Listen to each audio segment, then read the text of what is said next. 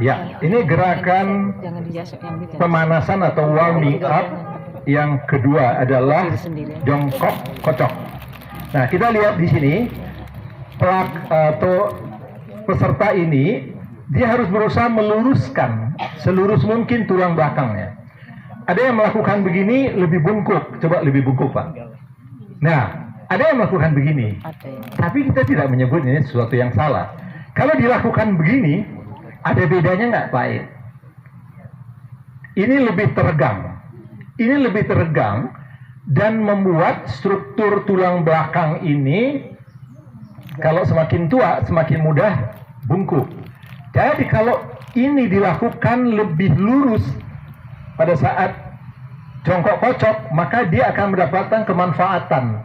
Tadi sekali lagi bahwa otot di bagian belakang itu mudah mengalami namanya low back pain, nyeri pada otot bagian belakang karena posisi kerja dan seterusnya. Nah, kalau ini diperbaiki, maka struktur tulang belakang kita ini tetap dijaga dalam posisi lurus. Jadi kalaupun tambah umur, tidak tambah bongkok, kyphosis namanya. Nah, ini kalau nggak disadari oleh pelatih, dia nggak tahu bahwa ini disarankan seperti itu sebaiknya. Ya, itu satu ya. Yang kedua, tadi jongkoknya coba dilakukan kocok-kocok. 1, 2, 3, 4. Ini tetap harus posisi lurus. Nah, ini beda, ya, akan beda, ya, bahwa pada saat melakukan gerakan jongkok itu, ya, tidak tinggi, tetapi dia tetap tulang belakangnya lurus, dan ini memperkuat, ya, otot-otot di daerah yang disebut dengan ini quadriceps femoris, ya. Ini ada hamstring di belakang sini, ya. Nah, kalau dilakukan ini rajin, maka pada kasus-kasus stroke, kelemahan pada otot-otot itu diperbaiki. Karena stroke itu tidak bisa dengan obat.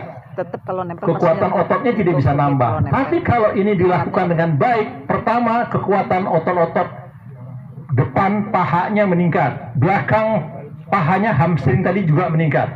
Kemudian kita bisa lihat kalau kasus, ya, sendinya, ya, sendi lututnya bermasalah, maka dia tetap harus melakukan gerakan ini semampunya.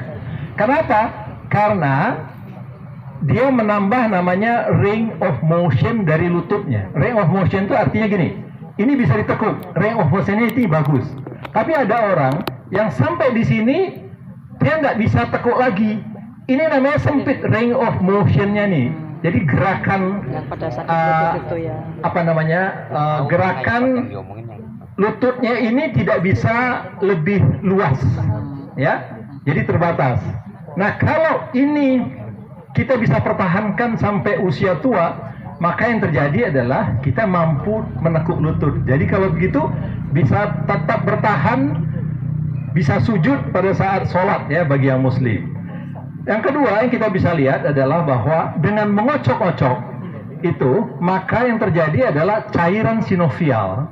Cairan sinovial itu produksinya itu kalaupun dia sudah rusak total selnya yang penghasil cairan itu di sendi lutut itu, paling tidak aliran dari cairan sinovialnya itu meningkat pesat. Sirkulasi darahnya juga terbuka lebih lebar, sehingga membuat sel-sel darah putih maupun darah merahnya mensuplai sendinya itu menjadi lebih baik, gitu. Nah, harapannya kalau kerusakannya tidak total, harapannya terjadi regenerasi secara bertahap. Dengan catatan dia terus melakukan ini secara teratur, baik benar, teratur, terukur, sehingga mungkin butuh waktu bulanan, tahunan, dan seterusnya. Tetapi ada yang merasakan perbaikan nyeri. Karena pada saat dia melakukan itu, kalau ada rasa nyeri, maka dia akan merangsang otak memproduksi hormon tadi yang disebut endorfin, sehingga nyerinya berkurang. Kekakuan pada saat memulai pertama mungkin kaku, tapi pada saat lakukan terus, maka kakunya hilang. Kenapa itu terjadi? Karena inflamasinya membaik, peradangan di sendi lututnya itu membaik, ya, sehingga peradangan itu tandanya adalah nyeri, kaku, dan seterusnya. Dia akan memperbaiki kekakuan tadi, fleksibilitas sendi, dia akan memperbaiki peradangannya. Dari mana kita tahu, Pak Indra, peradangannya membaik? Kalau Bapak Ibu periksa laju darahnya, maka laju darahnya bisa menurun, ya. Nah, itu salah satu tanda peradangan yang simpel, ya. Tapi tanda peradangan lain apa? Kaku. Jadi pada saat kita memulai itu kan ada yang kaku, ada yang enggak. Pada saat dia hilang kakunya berarti peradangannya membaik. Dengan sekali, 2 kali, 3 kali gerakan. Nah, kalau ini kita bisa lakukan berulang-ulang, tadi cairan sinovialnya menjadi lebih produktif. Kemudian regenerasi sel, kemudian kekuatan otot quadriceps depannya menjadi lebih bagus, belakangnya hamstringnya lebih bagus, sehingga dia kakinya lebih kokoh, kuat untuk bisa berjalan. Nah, itu yang kita harapkan antara lain diperbaiki. Selain tadi struktur tulang belakangnya menjadi lebih lurus.